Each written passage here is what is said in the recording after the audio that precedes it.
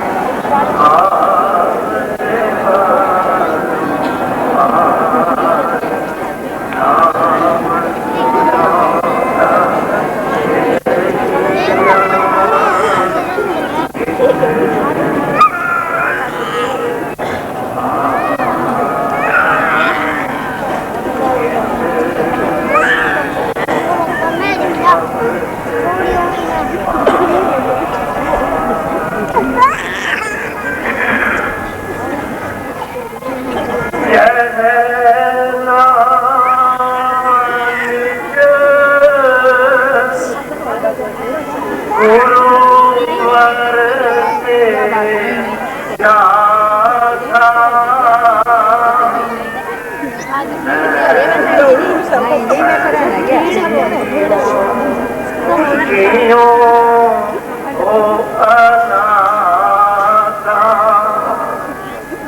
नाथ हाथ लगू साथ बढ़ाना अपने को लगू साथ बजाना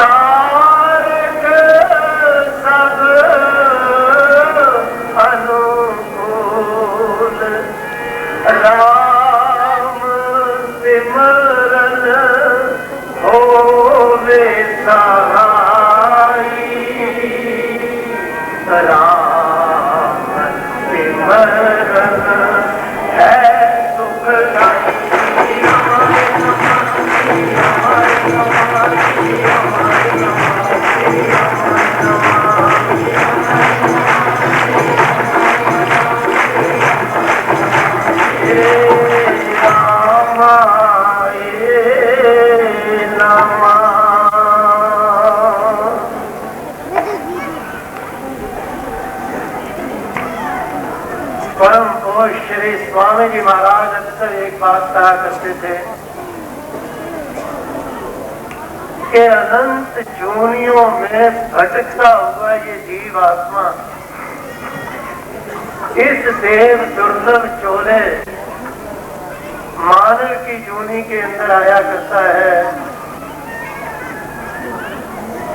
इसमें आकर के अगर किसी को सच्चे संत का मिलाप हो जाए, किसी सच्चे सत्संग की प्राप्ति हो जाए, तो उसका ये जीवन सार्थक बन जाया करता है। सोना बहुत अच्छी धातु है। यदि सोने के अंदर भी सुगंधी पैदा हो जाए तो ऐसे व्यक्ति का जीवन सार्थक हो जाया करता है। अगर नर नारी के चोले में आकर के किसी को ऐसे महापुरुष की संगति प्राप्त हो जाए। श्री गुरु नानक देव जी महाराज जा रहे थे, एक गांव में जाकर के रुके। गांव वाले उनको मिलने के लिए आए तो एक ने प्रश्न किया कि महाराज, लोग बहुत बाड़ा पहन करके घूमने लगे हैं, हम तो अनपढ़ हैं, कुछ पता नहीं चलता है किसके पांव को स्पर्श करना चाहिए और किसके पांव को स्पर्श नहीं करना चाहिए। तो श्री गुरु नानक देव जी महाराज ने उत्तर दिया कि गुरु पीर सदाए। इससे पहले एक बात निवेदन करूं,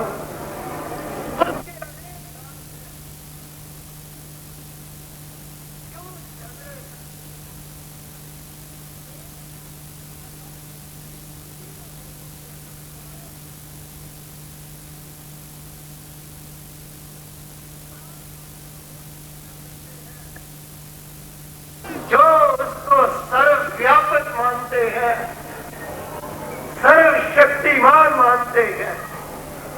एक बार महाराज ने कहा था कि हम तो, उनसे वास्तव में एक प्रश्न किया गया था श्री स्वामी जी महाराज से कि महाराज ये भगवान क्या है। श्री स्वामी जी महाराज ने उत्तर दिया, भगवान क्या है ये भगवान जाने, लेकिन भगवान है ये मैं जानता हूं। और वो कण कण के अंदर समाया हुआ है ये मैं जानता हूं। उसको प्राप्त कैसे किया जाता है ये मैं जानता हूं। कि जो नाम के अंदर कि राम राम जप हे मना, अमृत वाणी मान, राम नाम में राम को सदा विराजत जान। ऐ मन तू राम नाम जप, और ये जो तू जाप करता है यही अमृत वाणी है।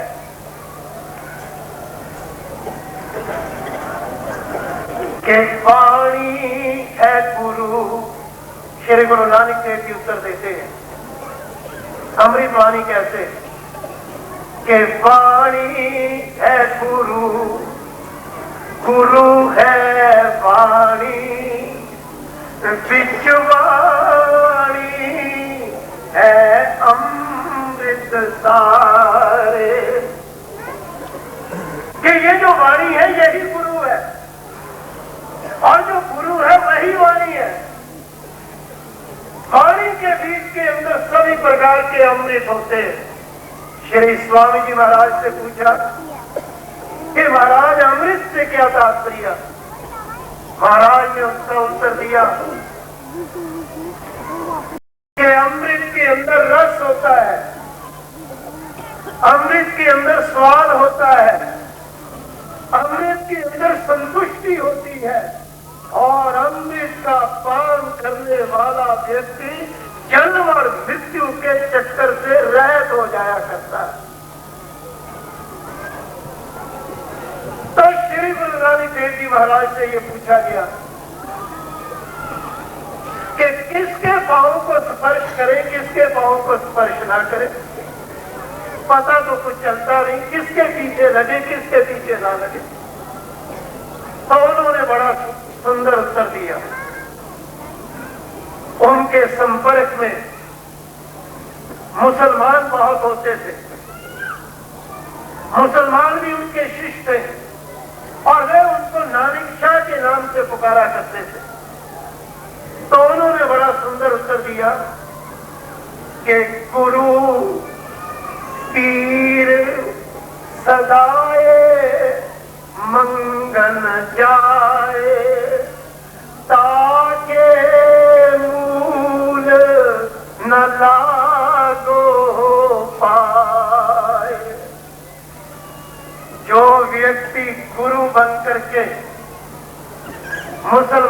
के यहाँ पीर बन करके अपने शिष्यों की जेबों की तरफ ही देखता रहता है,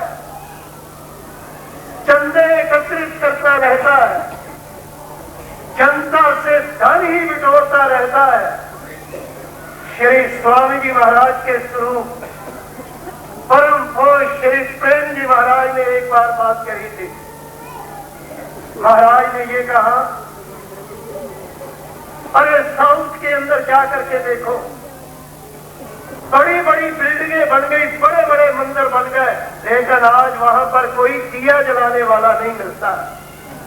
कबूतरों के बास होते हैं वहां पर। तो श्री प्रेम जी महाराज ने घोषणा की पंजाब की धरती के ऊपर, बहुत बड़ी सभा लगी हुई थी। कहने लगे, धन इकट्ठे करके बड़े बड़े श्री रामचंद्र बनाने या बिल्डिंगें बनाने, इनमें क्या रखा है? कारे और मिट्टी की बिल्डिंगें बनाने के लिए व्यक्ति को तो अपने कैरेक्टर की बिल्डिंग बनानी चाहिए। भगवान राम बैठे थे, लक्ष्मण ने रघुनाथ जी से एक प्रश्न किया। महर्षि वाल्मीकि महाराज लिखते हैं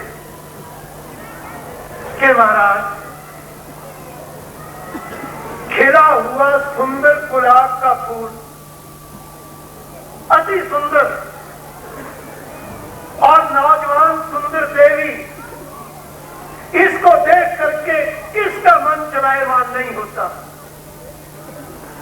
श्री रघुनाथ जी ने ये उत्तर दिया था, जिसकी माता सदाचारी हो, जिसका पिता सदाचारी हो, जो मां एक अपने पति को छोड़ करके जगत के अंदर जितने भी पुरुष हैं उनको पिता के रूप में देखती है, पुत्र के रूप में देखती है, भाई के रूप में देखती है, ऐसे ही पिता जो पर नारी को देख करके उसके हृदय के अंदर बेटी का प्यार आता है, बहन का आता है, मां का आता है, उन दोनों के द्वारा जो संतान पैदा होती है उसका मन चलायमान नहीं हुआ करता।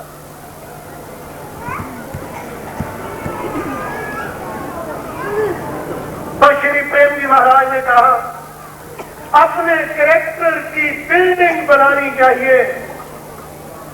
जो अपने कैरेक्टर की बिल्डिंग बनाता है, दुनिया वैसे ही उसके आगे झुक जाया करती है। श्री स्वामी जी महाराज ने भी एक बार कहा था, अरे पक्षी को क्या जरूरत है कि वो एक ही वृक्ष पर बैठे? पक्षी तो जंगल का बादशाह होता है, जहां उसका दिल चाहे वह जाया करता है। तो श्री गुरु नानक देव जी महाराज ने कहा, गुरु पीर सदाए मंगल जाए, चाहे चंदे इकट्ठे करने के लिए, चाहे चढ़ावे के लिए, ताकि मूल न लागो पाए। उसके पांव को कभी भी हाथ नहीं लगाना, स्पर्श नहीं करना। क्यों? श्री स्वामी जी महाराज भक्ति प्रकाश में उत्तर देते हैं कि लोपी तंबी गुरु गले मठधारी अनजान, गद्दी के रद्दी है घने, उनमें सार न जा। अरे उनके अंदर कुछ नहीं रखा हुआ है। तो श्री गुरु नानक देव जी से पूछा कि महाराज फिर किसके आगे झुके? तो उन्होंने उत्तर दिया कि काल खाए कुछ हथों दे, नानक पछाने से। दाल खाए, जो अपनी रोटी आप कमाता है, मेहनत करता है, मजदूरी करता है। संत कबीर जी के राजे महाराजे शिष्य थे, क्या जरूरत थी उन्हें ताना बाना बोलने की? संत रविदास जी की शिष्य मीराबाई थी। एक दिन मीरा को कहा गया कि तू तो महलों के अंदर रानी बन के बैठी है, कितने सुंदर महल में रहती है, और तेरा जो गुरु संत रविदास है वो चौराहे के बीच में बैठ करके लोगों की जूतियों की मरम्मत करता है। तुझे लज्जा नहीं आती? मीरा का ज्ञान अधूरा सा, लज्जा आ गई। अब पति से तो बनती थी नहीं, क्योंकि वो भारिया बनने के लिए तैयार नहीं थी, तो उसने चोरी से एक कीमती कंगन उठाया, फिर एक और उठाया, पूरी जोड़ी कर दी, छुपाई। राणा महल के अंदर थे नहीं उसके पति देव, तुरंत संत रविदास जी के पास आ गए। आ करके वो जो बोरी बिछाई हुई थी जिस पर वे बैठे थे, उठा करके उसके नीचे कर दिया। संत रविदास जी पर नारी को सदा बेटी कह करके पुकारा करते थे, और स्वामी जी महाराज और देवी नारी को बीबी जी कहा करते थे, और इनके स्वरूप श्री प्रेम जी महाराज चाहे 5 साल की है तो चाहे बड़ी बहन जी कह करके पुकारते हैं, चौथा नाम ही और कोई नहीं है। तो उन्होंने कहा कि बेटी ये क्या? उसने सारी बात कह दी कि महाराज मुझे बड़ी लज्जा आती है, लोग मुझे ये कहते हैं। अच्छा, तुझे लज्जा भी आने लग गई?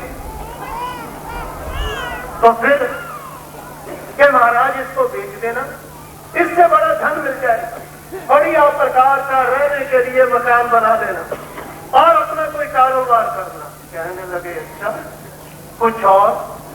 तो संत रविदास जी ने कहा, अपने पति का कहना मानने के लिए तू तैयार नहीं है, तुझे क्या अधिकार है अपने पति की चीज को चोरी करके अपने गुरु के पास लेके आने के लिए?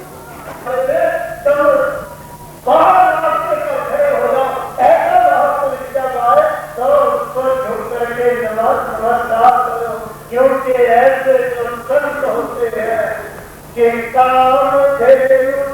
संत है,